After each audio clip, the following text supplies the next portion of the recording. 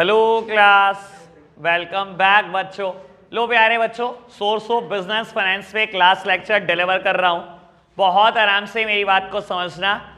आज जो टॉपिक कराऊंगा बेटा, बहुत सारा पोर्शन बुक का पार्ट नहीं है, ठीक है ना। बुक का पार्ट नहीं है तब भी पेपर में आता है, सबसे काम की बात यह है, ठीक है जी। बहुत आराम से मेरी बात सुनते चलना। सबसे पहले बेटा एक जीडीआर टॉपिक में रिवाइज करा रहा हूं, कुछ बच्चों की प्रॉब्लम है, 1 से 2 मिनट लगेंगे। आप सब सामने देखो बेटा, ग्लोबल डिपॉजिटरी रिसीट, जीडीआर का मतलब है ग्लोबल डिपॉजिटरी रिसीट। अगर कभी किसी इंडियन कंपनी को फॉरेन करेंसी में फंड रेज करने हो तो उसका एक बहुत अच्छा मेथड जीडीआर है, ठीक है। इंडिया में सबसे पहले आईसीआईसीआई बैंक ने बेटा फंड रेजिंग करी थी जीडीआर से। बाबू आप कैसे करते हैं बेटा फंड रेजिंग फॉरेन करेंसी में? बाबू इंडियन कंपनी को कभी अलाउड नहीं होता कि वो अपने शेयर फॉरेन मार्केट में बेच दे या फॉरेन कंट्री में बेच दे। तो आप ऐसे केसेस में क्या करते हैं, फॉरेन कंट्री जब जाते हैं तो वहां के किसी बैंक को अप्रोच करते हैं और उनसे कॉन्ट्रैक्ट करते हैं कि हमारे शेयर गिरवी रख लो और हमारे शेयर के अगेंस्ट डिपॉजिटरी रिसीट्स इशू कर दो, ठीक है ना। बाबू आईसीआईसीआई बैंक ने फॉरेन के किसी बैंक को पकड़ा, लेट सपोज नोन है standard chartered bank. Standard chartered bank के पास इन्होंने अपने शेयर गिरवी रख दिए और स्टैंडर्ड चार्टर्ड बैंक ने क्या करा, इन शेयर के अगेंस्ट डिपॉजिटरी रिसीट्स इशू कर दी। बेटा स्टैंडर्ड चार्टर्ड बैंक को हम यहां पर बोलते हैं डिपॉजिटरी बैंक, ठीक है ना, डिपॉजिटरी बैंक। आईसीआईसीआई बैंक ने बेटा फॉरेन बैंक के पास शेयर गिरवी रख दिए। जिस बैंक के पास शेयर गिरवी रखते हैं उसे हम बोलते हैं डिपॉजिटरी बैंक। इन शेयर के against depository bank depository receipt issue करता है। बेटा डिपॉजिटरी रिसीट्स हमेशा डिनोमिनेटेड होती है फॉरेन करेंसी में। सर फॉरेन मार्केट में बिक रही है, फॉरेन कंट्री में बिक रही है, इंडियन रूपी में थोड़ी बिकेगी। किस में बिकेगी बेटा? ऑब्वियस बात है बेटा, फॉरेन करेंसी में बिकेगी। और एक डिपॉजिटरी रिसीट में कई शेयर हो सकते हैं। कल मेरा एग्जाम्पल था बेटा, आईसीआईसीआई बैंक ने 2 लाख शेयर 10 रुपए वाले, ऐसे ही था ना मेरा कुछ एग्जाम्पल, ऐसे ही था। चलो कुछ नहीं होता, एग्जाम्पल अगर चेंज भी हो गया तो 2 लाख शेयर 10 रुपए वाले आपने क्या करा, गिरवी रख दिए बेटा, सरेंडर कर दिए डिपॉजिटरी बैंक को। डिपॉजिटरी बैंक ने क्या करा, डिपॉजिटरी रिसीट इशू करी। और मान लो बेटा ये डिपॉजिटरी रिसीट ये इशू कर रहे हैं इन डॉलर्स।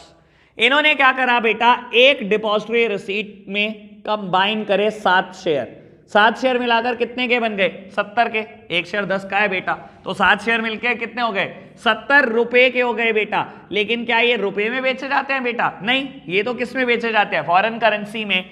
मान लो बेटा आज $1 का दाम भी 70 चल रहा है, तो ये क्या कर रहे हैं, फॉरेन मार्केट में एक डिपॉजिटरी रिसीट $1 की बेच रहे, ठीक है जी। $1 लो और ले जाओ अपनी डिपॉजिटरी रिसीट्स, ठीक है ना। बाबू ये depository receipt foreign stock exchange में लिस्टेड होती है, यानी कि फॉरेन स्टॉक एक्सचेंज में बेची जा सकती है, खरीदी जा सकती है। बेचे जाओ, खरीदे जाओ। जब तक फॉरेनर बेचते रहेंगे, खरीदते रहेंगे, उनको 2 चीजें मिलती रहेंगी। सर फॉरेनर को 2 ही चीजें मिलती है क्या? एक डिविडेंड और दूसरा कैपिटल एप्रिसिएशन। कहने का मतलब क्या है बेटा, यहां पर आईसीआईसीआई बैंक ने डिविडेंड अनाउंस करा 1 रुपी पर शेयर, एक शेयर पे 1 रुपया। तो बेटा क्योंकि एक डिपॉजिटरी रिसीट 7 शेयर से मिलकर बनी है, तो आपको 7 रुपए के इक्वलेंट क्या मिल जाएंगे बेटा? डॉलर मिल जाएंगे डिविडेंड के तौर पर, ठीक है ना। वैसे बता देता हूं, जैसे यहां पर 1 रुपी में 100 पैसा होते हैं, वहां $1 में 100 सेंट होते हैं, तो आपको सेंट में मिल जाएंगे बेटा डिविडेंड, ठीक है जी। तो बेटा यानी कि डीआर होल्डर अगर आप हो, अगर यहां से डिविडेंड डिक्लेयर होगा तो डिविडेंड आपको भी मिलेगा।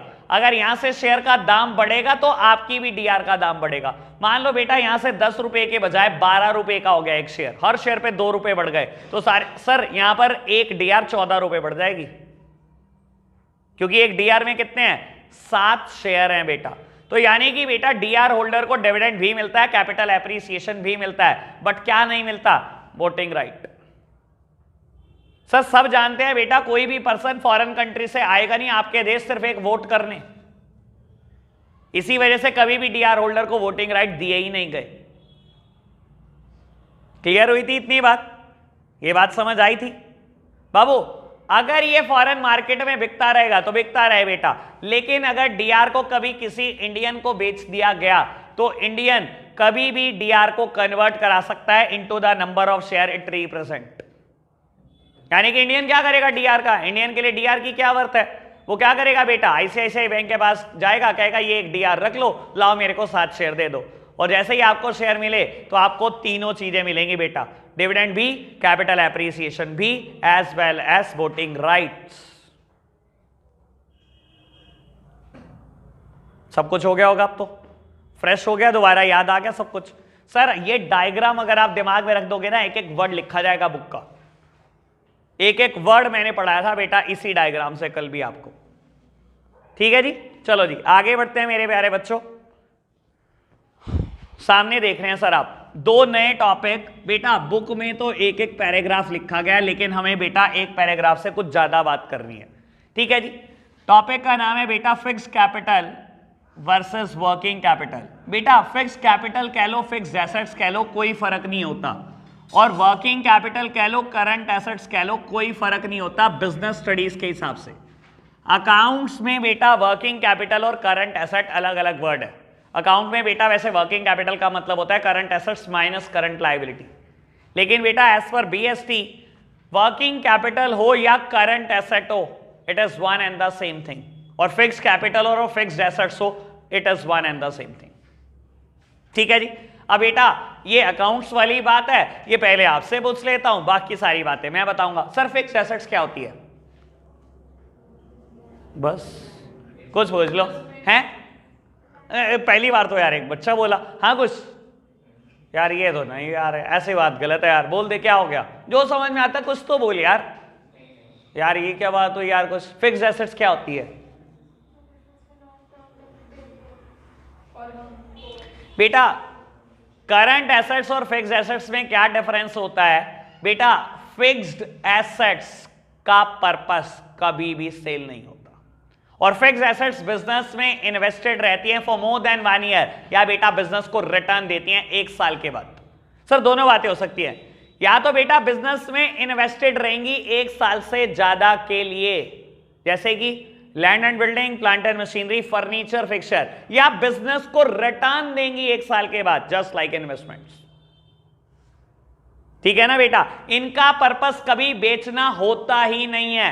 सर ये मत बताना कि बेच देते हैं, सर पर्पस बेचना नहीं होता। मैं एक मशीनरी खरीद कर लाया बेटा, 20 साल उसकी लाइफ है, मैंने 20 साल यूज करा, 20 साल के बाद वो स्क्रैप बन गई, सर मैं बेच रहा हूं आज।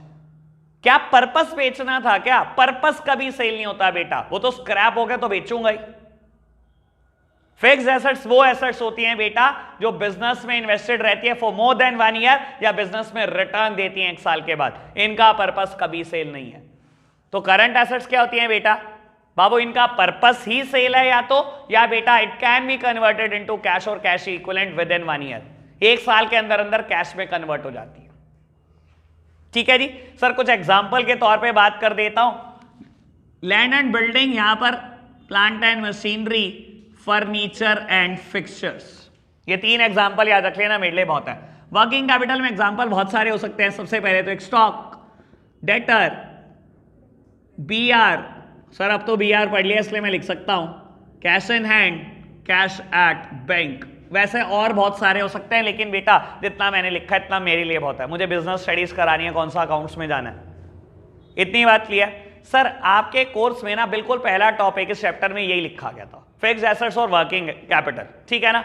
लेकिन होता पता है क्या, एक 12th का टॉपिक है जिसको टीचर दे देते हैं जबरदस्ती स्पेशली, ठीक है ना। तो टॉपिक का नाम है बेटा, मैं अभी बता देता हूं और सब पढ़ लेना, ढंग से पढ़ लेना, factor affecting fixed capital requirement. और एक और टॉपिक कराऊंगा, factor affecting working capital requirement. कौन कौन से फैक्टर अफेक्ट करते हैं फिक्स्ड कैपिटल रिक्वायरमेंट को? सर पेपर में 3 मार्क्स के लिए बड़ा इंपॉर्टेंट क्वेश्चन या ये आएगा या वो आएगा, लिख लो आज, इसलिए मैंने बोल दिया कि मैं दूंगा इसे टेस्ट में पक्का परसों, ठीक है जी। आर्यन अब पेन ना चलाना बेटा 5-7 मिनट के लिए, अब समझने पे जोर देना, ठीक है जी। टॉपिक का नाम है factor affecting fixed capital requirement. बेटा मैं 3 हेडिंग इधर कराऊंगा, 3 हेडिंग उधर कराऊंगा, ठीक है जी। 3 में से 2 हेडिंग बिल्कुल सिमिलर होगी ताकि आपको याद करने में आसानी हो।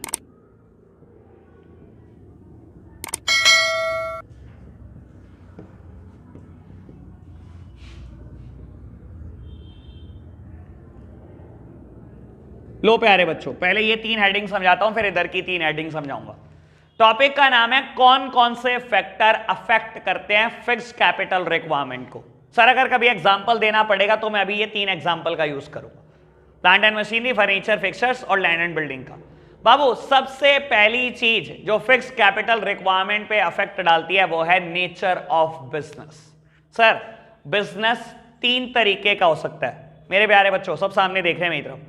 बिजनेस 3 तरीके का हो सकता है आप कोई मैन्युफैक्चरिंग कंसर्न हो सकता है बेटा आप कोई ट्रेडिंग कंसर्न हो, और हो सकता है बेटा आप कोई सर्विस कंसर्न हो।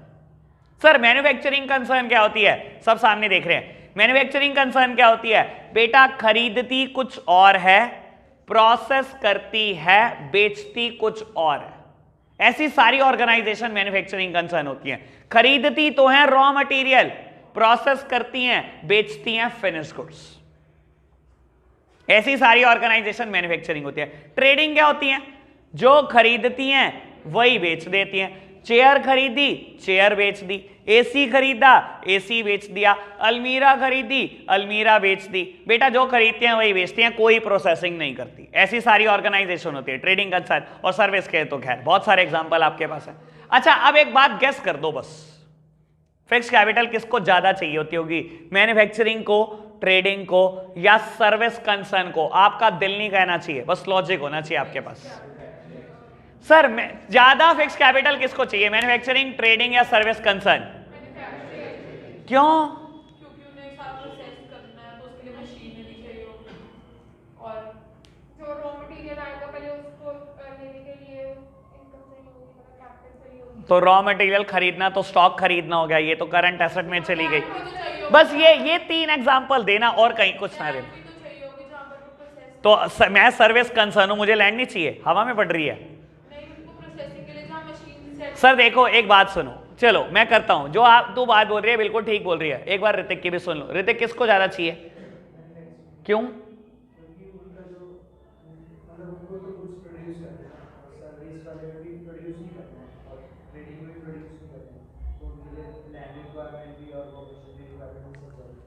देखो बेटा आप समझते सब हैं, जस्टिफाई थोड़े अच्छे से किया करो।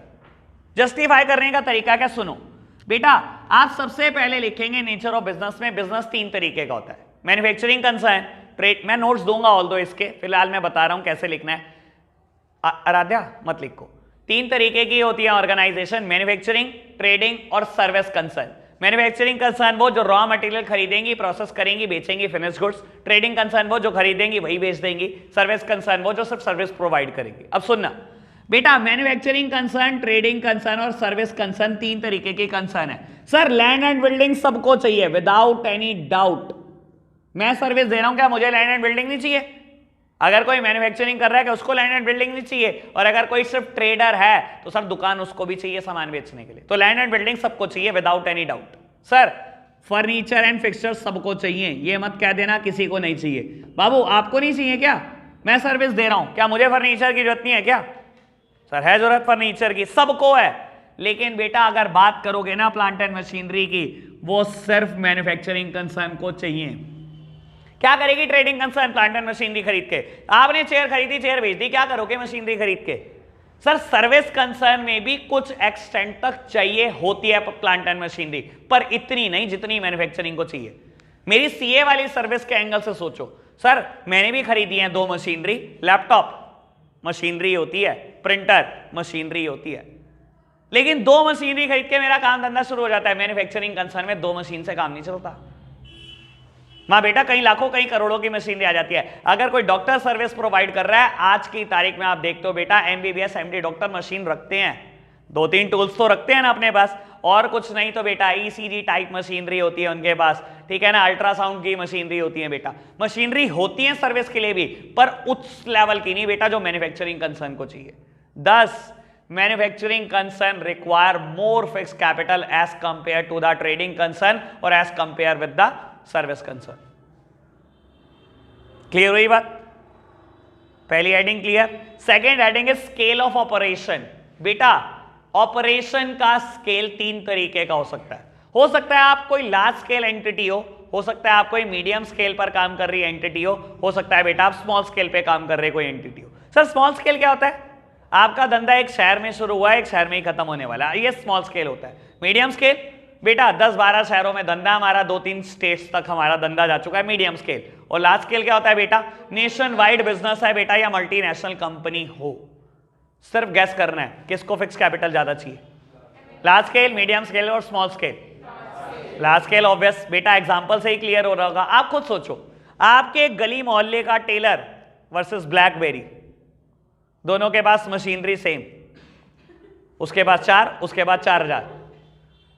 सर मशीनरी सेम, गली मोहल्ले का टेलर और बेटा ब्लैकबेरी, मशीनरी तो सेम नहीं होगी ना। स्मॉल स्केल और लार्ज स्केल में क्या डिफरेंस आता है बेटा? बाबू लार्ज स्केल पे काम करना मतलब लार्ज स्केल की ही प्लांट एंड मशीनरी। बेटा you need more space too. Sir आप एक गली मोहल्ले के टेलर कितनी जगह लेके बैठे होंगे? 50 गज, 100 गज। सर ब्लैकबेरी 50-100 गज या 50,000 गज। तो बेटा आपको ही स्पेस की रिक्वायरमेंट ज्यादा है। स्पेस मतलब आपको ही लैंड एंड बिल्डिंग भी ज्यादा चाहिए, आपको फर्नीचर फिक्सर्स भी ज्यादा चाहिए, आपको प्लांट एंड मशीनरी भी ज्यादा चाहिए। जितना बड़ा स्केल उतनी बड़ी फिक्स्ड एसेट्स, उतनी ज्यादा फिक्स्ड एसेट्स। क्लियर बात? क्रक्स क्या कहता है बेटा? मैन्युफैक्चरिंग कंसर्न को ज्यादा फिक्स कैपिटल चाहिए, ट्रेडिंग और सर्विस को कम। लार्ज स्केल पे ऑपरेट करने वाली कंपनी को ज्यादा फिक्स कैपिटल चाहिए, मीडियम और स्मॉल स्केल को कम। कंक्लूजन ये कहता है, ठीक है जी। And last one is choice of technique. बहुत आराम से सुनना सर, इकोनॉमिक्स के स्टूडेंट इतना तो पता ही होगा, टेक्निक 2 तरीके की है, लेबर इंटेंसिव और कैपिटल इंटेंसिव। दोनों को एक बार एक्सप्लेन कर देता हूं अच्छे से बेटा। बाबू मैंने एक प्लॉट ऑफ लैंड खरीदा, 4 दीवारी उसकी कर दी, आज लेंटर डालना है बेटा, मेरे पास 2 रास्ते। एक रास्ता तो मेरे पास यह है बेटा, मैंने सिर्फ लेबर बुलाई कि आप ही बेटा मिक्सचर तैयार करेंगे, आप ही बेटा ढो कर ऊपर तक लेके जाएंगे और आप ही लेंटर डालेंगे, ये आपकी जिम्मेदारी। ये जो टेक्निक है ये लेबर इंटेंसिव है। लेबर इंटेंसिव मतलब मोर लेबर लेस कैपिटल। मैं कैपिटल ही नहीं लगाना चाह रहा जेब से कुछ भी, सारी लेबर का यूज करना चाह रहा हूं। और एक टेक्निक होती है बेटा कैपिटल इंटेंसिव।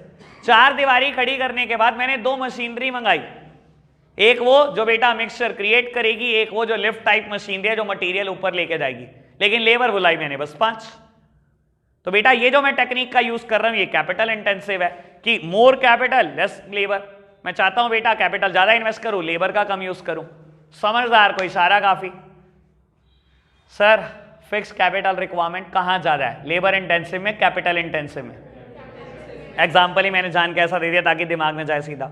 हर वो कंपनी, हर वो ऑर्गेनाइजेशन जो कैपिटल इंटेंसिव टेक्निक अडॉप्ट करते हैं बेटा, उनको फिक्स कैपिटल रिक्वायरमेंट बहुत ज्यादा होती है, और जो लेबर इंटेंसिव टेक्निक को फॉलो करते हैं बेटा, उनको हमेशा फिक्स कैपिटल रिक्वायरमेंट कम होती है।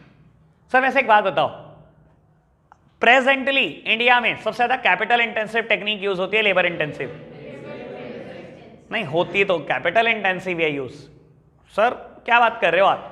इंसान एक फैक्ट्री लगाता है ना, सबसे पहले पता है क्या सोचता है, यार मुझे लेबर की सिरदर्दी नहीं लेनी, ये बहुत छुट्टियां करते हैं, इनके पीछे पीछे कौन घूमेगा।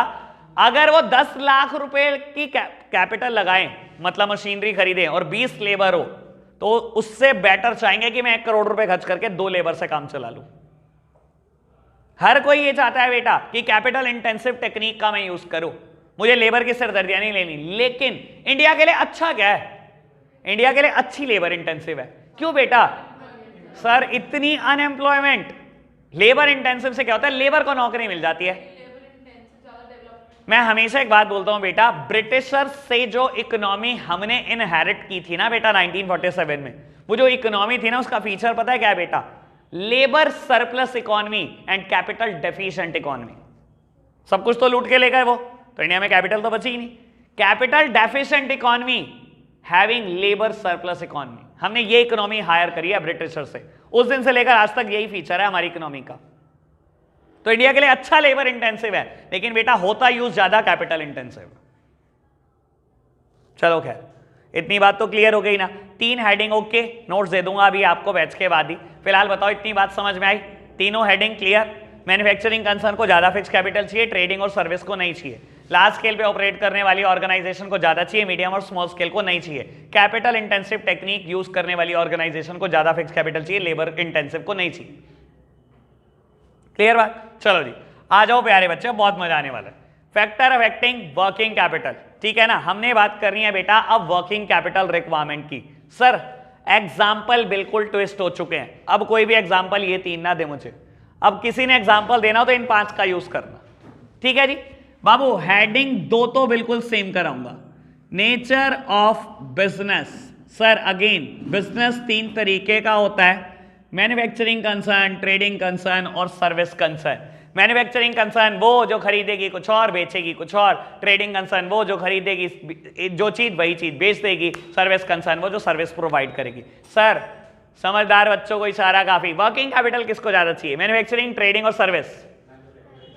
सर आप बड़ा मजा आएगा, देखो अब मैं पूरी जान निकाल दूंगा, पहले तो मैंने निचोड़ा नहीं, अब तो तुम्हें आधा ज्ञान है, आधा ज्ञान है तो बेटा आधे ज्ञान का पूरा यूज करो। क्यों? हैंड रेस करो पहले, बता कौन रहा है, मजा तो अब आएगा असली, पूरा दुम्बा बनाऊंगा अब। सर बताओ मैन्युफैक्चरिंग कह रहे थे आप, हाँ रे क्यों भाई? जस्टिफाई करना ही मुश्किल है इस चीज को, समझ चाहे आ रहा हो अपने आप को। हाँ गौतम क्यों भाई?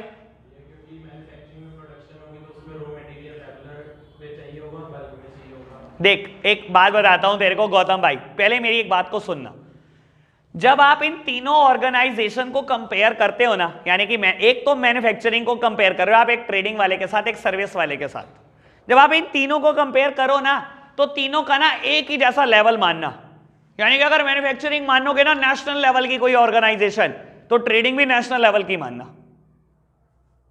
हम पता है क्या करते हैं, ये कंपैरिजन करते हैं ये और सोचते हैं हम जस्टिफाई कर देंगे, जस्टिफाई कभी नहीं होगा ऐसे जैसे तू जस्टिफाई करने की कोशिश कर रहा है। अब तू कह रहा है एक मैन्युफैक्चरिंग ऑर्गेनाइजेशन को रेगुलरली रॉ मटेरियल में इन्वेस्ट करना पड़ेगा, तो सर एक ट्रेडिंग ऑर्गेनाइजेशन को रेगुलरली सामान नहीं खरीदना पड़ेगा, तो पैसे तो उसके भी बहुत लग रहे हैं। हाँ ऋतिक भाई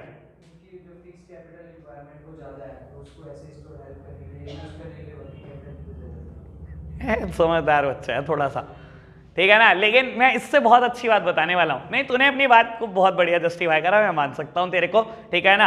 आप फ्यूचर में पॉलिटिशियन बन सकते हैं जो अपनी बात को जस्टिफाई कर सकते हैं वो सब पॉलिटिशियन। हाँ सर हार्दिक कह रहा था कुछ। मैन्युफैक्चरिंग इंडस्ट्रीज में मशीन्स वगैरह ज्यादा लगेंगी तो उसके लिए बैंक से फंडिंग वगैरह नहीं, बैंक से फंडिंग चाहिए होगी, मतलब लोन्स वगैरह। तो लोन तो भाई आ गए मेरे, मतलब सिक्योर्ड लोन का करंट एसेट से क्या लेना देना?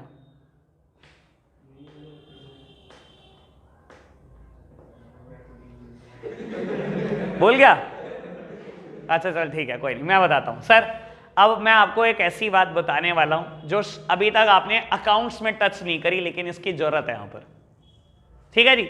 आप मेरी बात को बहुत आराम से सुनने की कोशिश करेंगे। बाबू देखो, अच्छा ये पता है आपको, जब मैं इन तीनों को कंपेयर कर रहा हूं, मैन्युफैक्चरिंग ऑर्गेनाइजेशन, ट्रेडिंग ऑर्गेनाइजेशन और सर्विस कंसर्न को, सर्विस कंसर्न तो किसी लाइन में ही नहीं है बेटा। करंट एसेट रिक्वायरमेंट सबसे कम अगर किसी की होती है तो वो सर्विस कंसर्न की होती है, ठीक है ना। सर्विस कंसर्न को सबसे कम वर्किंग कैपिटल की रिक्वायरमेंट है। क्यों? सर सर्विसेज कभी स्टॉक की जाती हैं? नहीं, तो स्टॉक का तो मुद्दा ही नहीं है। जनरली सर्विसेज उधार पे नहीं बिकती, कैश पेमेंट पे बिकती हैं, वो भी एडवांस पेमेंट पे बिकती हैं बेटा। तो डेटर नाम की भी कोई चीज नहीं होती, जब डेटर नहीं है तो बीआर तो कभी आ ही नहीं सकता। बात क्या रहेगी बेटा, कैश इन हैंड या कैश एट बैंक की? वैसे बता देता हूं, वर्किंग कैपिटल में क्या आता है, करंट एसेट्स और डे टू डे खर्चे आते हैं, दोनों बातें आती है वर्किंग कैपिटल में, करंट एसेट्स और आपके डे टू डे एक्सपेंसेस। बता देता हूं, जब मैंने इनिशियली ट्यूशन स्टार्ट की थी ना, तो घर से 1 महीने का रेंट लिया था बस, उसके बाद कभी कोई पैसा नहीं लिया। इतनी होती है आपकी वर्किंग कैपिटल रिक्वायरमेंट। मैंने रेंट पे एक जगह ली थी कभी कोट रोड पर, ठीक है ना, उसका 1 महीने का रेंट घर से लिया था और उसको दिया था एडवांस। उसके बाद मैंने ट्यूशन पढ़ाई, जो इनकम आई उसी से रेंट आगे देता रहा, उसके बाद कभी नहीं, कभी घर से कुछ लिया ही नहीं। सर्विस कंसर्न की सबसे कम वर्किंग कैपिटल रिक्वायरमेंट होती है। मैंने कोई स्टॉक में थोड़ी इन्वेस्ट करना है, मेरा कोई डेटर थोड़ी है बेटा, मुझे तो मेरे डे टू डे खर्चों के लिए पैसे चाहिए ना। डे टू डे खर्चे कितने हो सकते हैं सर्विस कंसर्न के? एक डॉक्टर ने आज क्लिनिक खोला, क्लिनिक का रेंट, या बेटा आपने स्टाफ की सैलरी, वो भी वो बोलेगा बाद में दूंगा, 1 महीना काम कर मेरे यहां, इतने में डॉक्टर कमा ही लेगा। तो बेटा वर्किंग कैपिटल रिक्वायरमेंट बहुत ही कम होती है सर्विस कंसर्न की। सर्विस कंसर्न इस रेस में कभी नहीं है, लड़ाई इन दोनों की है बेटा, और लड़ाई मैं 1 मिनट में सुलझा दूंगा, आप मेरी तरफ देखना। सर मैन्युफैक्चरिंग कंसर्न की ना एक फैक्ट्री एज्यूम करते हैं हम 31 मार्च के दिन, ठीक है।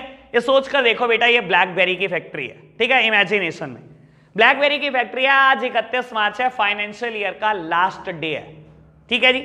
फैक्ट्री दिखने में कैसी है बेटा, एक साइड में गोडाउन है बेटा जहां आप रॉ मटेरियल रखते हो, एक साइड में गोडाउन है बेटा जहां फिनिश गुड्स तैयार रखते हो, ठीक है जी। और बीच में बेटा यूनिट लगी हुई है जहां पर बेटा गुड्स प्रोड्यूस हो रहा है। रात के 8 बजे फैक्ट्री पे ताला लगाने का टाइम हो रहा है बेटा। बाबू वो जो रॉ मटेरियल वाला पोर्शन है ना, वो पूरा गोडाउन फुल पैक पड़ा है, इतना फैब्रिक पड़ा है बेटा। सर समझते हो ना, रॉ मटेरियल क्या है यहां पर ब्लैकबेरी के लिए, फैब्रिक। वो फैब्रिक खरीदता है, 2 प्रोसेस करता है उसके ऊपर, पहली कटिंग, दूसरी स्टिचिंग, तैयार हो जाते हैं सूट पैंट शर्ट, और वो फिनिश गुड्स है वो बेचता है मार्केट में। तो बेटा एक कमरा तो भरा पड़ा है फैब्रिक से, दूसरा कमरा भरा पड़ा है बेटा फिनिश गुड्स से। ऐसा तो नहीं होता होगा ना ये तैयार हुआ ये बिक गया, इतनी तो बड़े हालात नहीं आए ना अभी ब्लैकबेरी के कि ये तैयार हो रहा है और ये बिक रहा है। तो बहुत सारे तैयार suit shirt pant coat pant सब पड़ा हुआ है बेटा उसके पास। एक कमरा फैब्रिक से भरा है, एक कमरा फिनिश गुड्स से भरा हुआ है। और आपको बता देता हूं, एक और चीज स्टॉक होती है जिसे हम WIP बोलते हैं। बहुत काम की बात बोल रहा हूं, ये कभी नहीं सुनी आपने अकाउंट्स में, ना मुझसे सुनी होगी या कहीं कोई बच्चा कहीं और पढ़ रहा होगा उसने किसी से सुनी होगी बात। सर मैन्युफैक्चरिंग कंसर्न का पैसा 3 तरीके के स्टॉक में ब्लॉक होता है उनका। हाँ जी सर, उनका पैसा 3 तरीके के स्टॉक में ब्लॉक होता है। रॉ मटेरियल में भी पैसा उनका लगता है, उनका पैसा WIP में भी लगता है, उनका पैसा फिनिश गुड्स में भी लगता है। जबकि बेटा एक ट्रेडिंग कंसर्न के लिए there is no distinction between the raw material and the finish goods. सुनना, ब्लैकबेरी के एंगल से सोचो यार, करोड़ों रुपए का फैब्रिक खरीद के छोड़ा हुआ है, करोड़ों रुपए का बेटा आपने फिनिश गुड्स तैयार करके छोड़ा हुआ है, और जब रात को 8 बजे फैक्ट्री बंद हो रही है ना, बहुत सारा स्टॉक WIP है। WIP मतलब वर्क इन प्रोग्रेस। ये क्या चीज होती है सर? सुनो, हमने ना बहुत सारे कई लाख मीटर कपड़े के ऊपर ना कटिंग कर दी है and stitching is still pending. वो जो कटिंग हुआ कपड़ा है ना, अपना रॉ मटेरियल का कैरेक्टर छोड़ चुका है और फिनिश गुड्स वो बनानी है, तो उसे क्या बोलोगे आप? उसे हम WIP बोलते हैं प्यार से।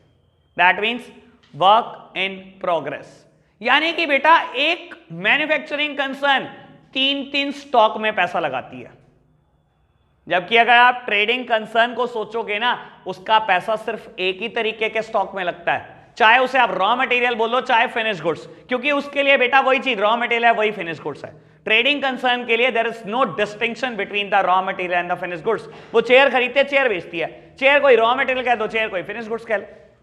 तो क्योंकि आप 3 तरीके के स्टॉक में पैसा ब्लॉक करते हैं बेटा, जबकि ये एक ही तरीके के स्टॉक में पैसा ब्लॉक करती है, इसी वजह से हमेशा इसकी वर्किंग कैपिटल रिक्वायरमेंट बहुत ज्यादा होती है। समझ आई बात? ऐसे करना है इसको जस्टिफाई। अब तो ओके होगी शायद सारी बात क्लियर बात।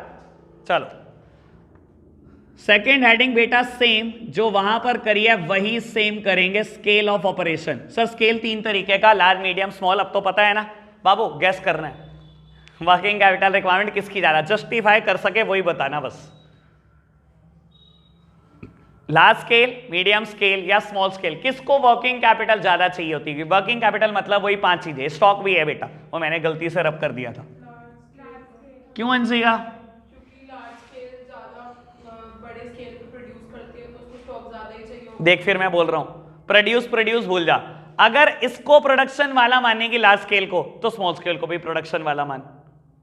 अगर इसको ट्रेडिंग वाला मानेगी तो इसको भी ट्रेडिंग वाला मान। अब बात ना मैन्युफैक्चरिंग ट्रेडिंग की लड़ाई नहीं है, अब लड़ाई क्या है? लार्ज स्केल, मीडियम स्केल और स्मॉल स्केल की। क्यों? यही तो बात है, तुम जस्टिफाई नहीं कर पाते, मुझे यही मजा आता है कि जस्टिफाई तो करो अपनी बात को। हाँ नीत बाबू,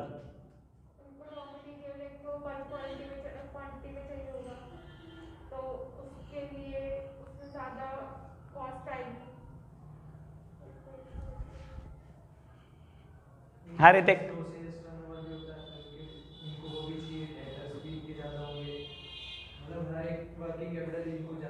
अच्छा मैं बोलूँ अगर डेटर होंगे नहीं, एक लार्ज स्केल पे काम करती है ऑर्गेनाइजेशन, किसी का भी XYZ का नाम ले दो, बहुत सारी हैं जो सिर्फ कैश ही बेचती हैं।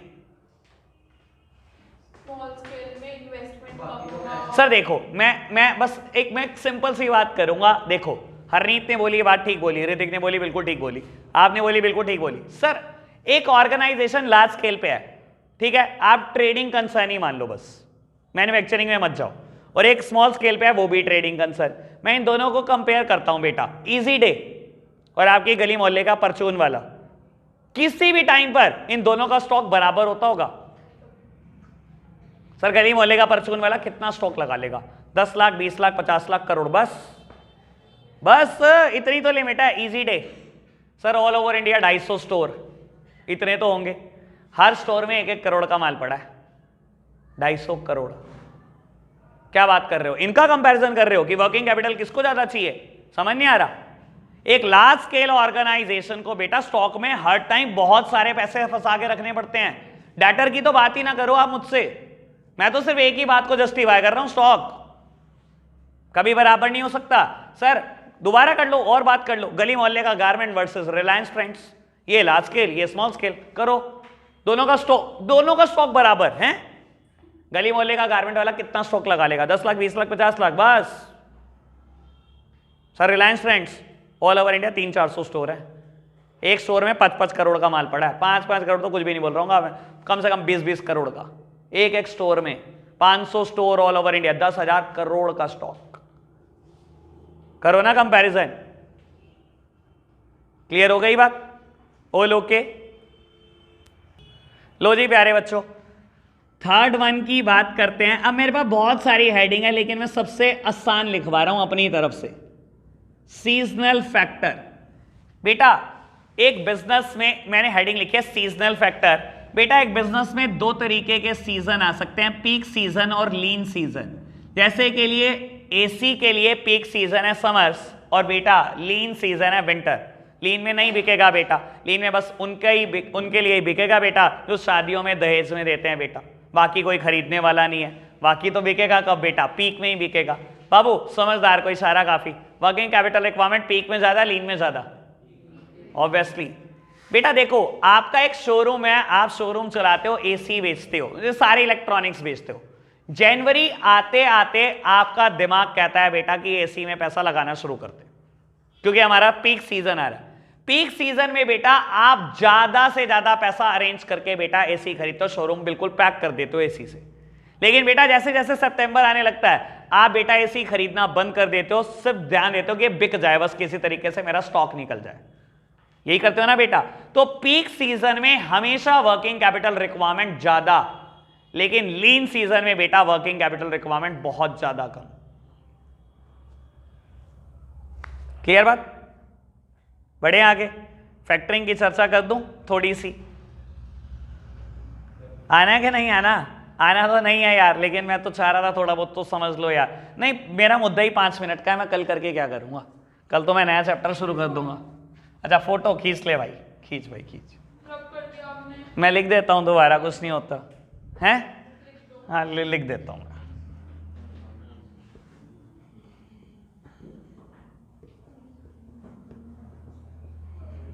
लो जी मैंने लिख दिया, करो जी क्लिक। चलो जी प्यारे बच्चों, बात करते हैं फैक्टरिंग की और ऑफिशियली चैप्टर फिनिश करते हैं। ये 17th सोर्स ऑफ फाइनेंस है। चैप्टर शुरू करते ही मैं बता देता हूं 17 करने हैं हमें बेटा, और 17 में बहुत ही खतरा। लो जी बाबू बात करते हैं फैक्टरिंग की, बहुत आराम से सब प्यारे बच्चे बात सुनेंगे। सर ये आपकी सिर्फ नॉलेज एडिशन है, ठीक है ना, किसी भी स्कूल का पार्ट नहीं होगा, किसी भी स्कूल के टीचर को। चलो समझ लो बस आप काम की बात। बाबू बैंक ना फाइनेंसेस करता है, लोन करता है, ठीक है जी। सर जब आप फाइनेंसेस करते हो हर साल एक छोटी छोटी ब्रांच 20-20, 40-40 करोड़ के फाइनेंसेस कर देती है, बड़ी गली मोहल्ले की ब्रांच। और बेटा अगर कोई मेन ब्रांच है तो 100-100 करोड़ के लोन कर देती है एक साल में। सर जब आप इतने फाइनेंस करते हो तो कुछ तो पैसा ऐसा होता होगा ना जो डूब जाता होगा। सर दुनिया सारी एक जैसी तो नहीं है ना कि सब पैसे दे रहे हैं बैंक के, इंस्टॉलमेंट दे रहे हैं बिल्कुल टाइम पर। सर ऐसा तो नहीं होता होगा ना, बहुत सारे लोग बैंक का पैसा रोकते होंगे ना। बेटा जो लोग बैंक की इंस्टॉलमेंट नहीं देते उनको हम टेक्निकली एक नाम से पुकारते हैं, और आपने ये नाम ध्यान रखना है, ठीक है ना। ये जिंदगी में हेल्प करेगा, आज नहीं करेगा तो जिंदगी में पक्का करेगा। कभी फिर याद कर लेना कि भैया ने बताया था कभी। बेटा इनको हम टेक्निकली भाषा में बोलते हैं एनपीए। एनपीए मतलब नॉन परफॉर्मिंग एसेट। ये बैंक की वो एसेट है सर, बैंक के लिए ये एसेट ही है। बैंक ने आपको लोन दिया, आप बेटा बैंक के लिए एसेट हो। क्यों एसेट हो? क्योंकि आपने बेटा बैंक के पैसे देने हैं, ठीक है ना, लेकिन आप परफॉर्म नहीं कर रहे। नॉन परफॉर्मिंग एसेट यानी कि बेटा जो बैंक के पैसे नहीं दे रहा होता, इंस्टॉलमेंट टाइम पे नहीं दे रहा होता, बैंक उसको अपनी भाषा में बोलता है ये एनपीए हो चुका है, बेईमान हो चुका है। सही भाषा तो ये है बेटा, ठीक है ना, एनपीए हो चुका है, नॉन परफॉर्मिंग एसेट हो चुका है। सर आपको पता है इंडिया में कितने नॉन परफॉर्मिंग एसेट है? हमारे देश का 1 साल का बजट पता है कितना है? 15 लाख करोड़। इतने एनपीए हैं इंडिया में, 15 लाख करोड़ रुपए के। सर क्या होता है इन एनपीएस का? बाद में बताता हूं बेटा। बैंक क्या करता है, बहुत सारे इंस्टीट्यूशन ऐसे हैं जो एज अ फैक्टर रजिस्टर्ड है, जिनको बोलते हैं बेटा प्यार भाषा में फैक्टर्स है। ये बहुत सारे इंस्टीट्यूशन ऐसे हैं जो फैक्टर्स रजिस्टर्ड हैं। ये बैंक को अप्रोच करते हैं और कहते हैं हमें बेच दो अपने एनपीएस, हम अपने आप निकलवा लेंगे, ठीक है। फैक्टर्स 2 तरीके की सर्विस देते हैं। पहले मैं फर्स्ट सर्विस की बात कर रहा हूं, फिर सेकंड की बात करूंगा। फैक्टर्स गए बैंक के पास कि हमें बेच दो अपनी नॉन परफॉर्मिंग एसेट, हम अपने आप निकालेंगे। और बेटा जब आप बैंक से एनपीएस खरीदने जाते हो तो वो 2 तरीके से खरीद सकते हो। एक होता है रिकोर्स बेसिस, एक होता है non recourse basis. Recourse basis और नॉन रिकोर्स बेसिस में क्या डिफरेंस होता है बेटा? इसमें बैड डेट का रिस्क बैंक का ही है। कहने का मतलब क्या है, मान लो एक बैंक के पास गया फैक्टर और उसके 500 करोड़ के एनपीए थे, तो फैक्टर ने कहा मैं अपने तरफ से कोशिश करता हूं निकलवाने की, जितने निकलवा पाया। अगर कोई बैड डेट होता है वो आप ही का रिस्क है, बैंक का ही रिस्क है। मुझे ये बताओ मेरी कमीशन क्या है?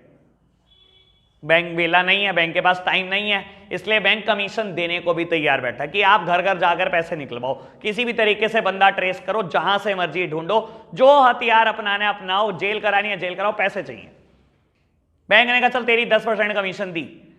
मान लो बेटा 500 करोड़ में से 200 करोड़ रियलाइज हो गए और बेटा 300 करोड़ बैड डेट हो गए। वो बैड डेट किसका है? बैंक का ही है, बैंक का ही है बैड डेट। सर 200 करोड़ में से 5% अगर कमीशन तय हुई थी तो फैक्टर को कितने मिल जाएंगे बेटा? 10 करोड़ रुपए। समझ में आया फैक्टर क्या काम करता है आपके लिए? एनपीएस को ढूंढ के लाता है बेटा, परफॉर्मिंग बनाने की कोशिश करता है, ठीक है ना। और नॉन रिकोर्स बेसिस में सर इसमें बैड डेट का रिस्क फैक्टर ही लेता है। बैंक ने कहा मेरे 500 करोड़ के ही बैड डेट है, 500 करोड़ के एनपीएस है, तो बेटा फैक्टर ने बोला ये पकड़ो 300 करोड़ आप भूल जाओ कि आपके 500 करोड़ के एनपीए थे, मैं जितने निकलवा पाऊंगा, अगर कोई नहीं निकलवा पाता बैड डेट का रिस्क भी मेरा।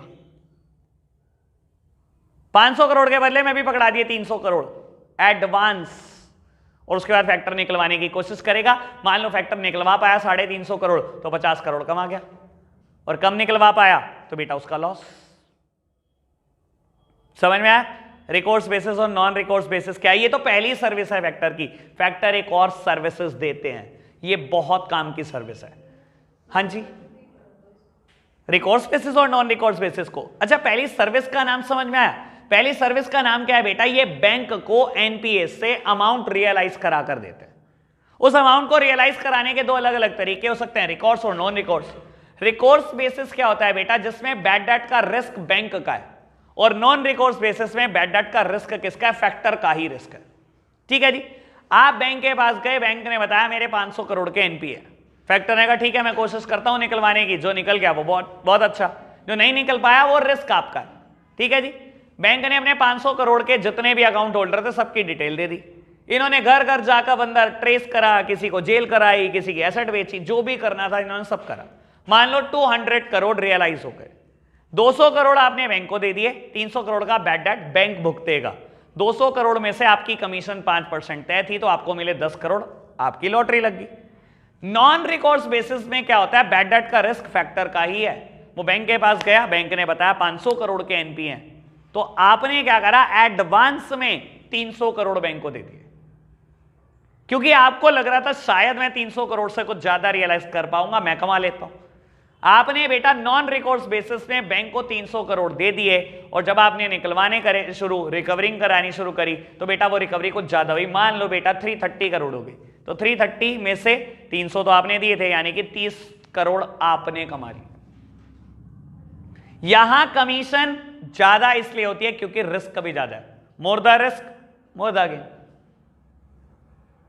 क्लियर बात बेटा? दूसरी सर्विस, इंपॉर्टेंट सर्विस जो फैक्टर देते हैं, बहुत काम की बात सुनना सर, एक तो अमाउंट रियलाइज कराकर देना इनका काम है, दूसरा काम क्या है सर, ये क्लाइंट से रिलेटेड इन्फो देते हैं बैंक को। समझाने के लिए, आज एक पर्सन बैंक के पास आता है मिस्टर ए लोन लेने, बैंक क्या करता है बेटा, एक ही डिटेल जितनी है, आधार कार्ड, पैन कार्ड, ये सारी डिटेल फैक्टर को भेज देता है। फैक्टर्स सर बहुत सारी इन्फो है फैक्टर के पास, पिछले, मैं बता रहा हूं एक सेकंड वेट, पिछले 40 साल 50 साल का इतिहास है जो भी लोग बैड डेट हुए थे। सर फैक्टर के पास क्या होता है, जब रिकॉर्ड्स और नॉन रिकॉर्ड्स बेसिस में इनके पास रिकवरी के लिए फाइलें जाती हैं तो इनके पास सारे क्लाइंट की डिटेल आती है ना, आधार कार्ड पैन कार्ड के साथ, इन्होंने सब कुछ कंप्यूटर में सेव कर रखा है। जब दोबारा कभी कोई पर्सन बैंक में लोन लेने जाता है तो सबसे पहले बैंक फैक्टर के पास ही चेक कराता है। बैंक कहता है फैक्टर को चेक करना, आपकी डिटेल में तो कहीं नहीं है ये, और अगर ये फैक्टर की डिटेल में कहीं पर्सन मिल गया, दैट सिंपली मीन्स ये कभी ना कभी बैंक का एनपीए हुआ होगा, और अगर एनपीए हुआ होगा तो बैंक क्लियर कट मना कर देता है, लोन नहीं मिलेगा, भूल जाओ। समझ में आया बेटा? फैक्टर का दूसरा काम क्या है, इंफॉर्मेशन रखना, इंफॉर्मेशन प्रोवाइड करना बैंक को। क्लियर? बस यही बात बतानी थी मुझे फैक्टर्स में। क्लियर है जी? आज के लिए हम इतना ही रखते हैं बच्चों, बाय बाय।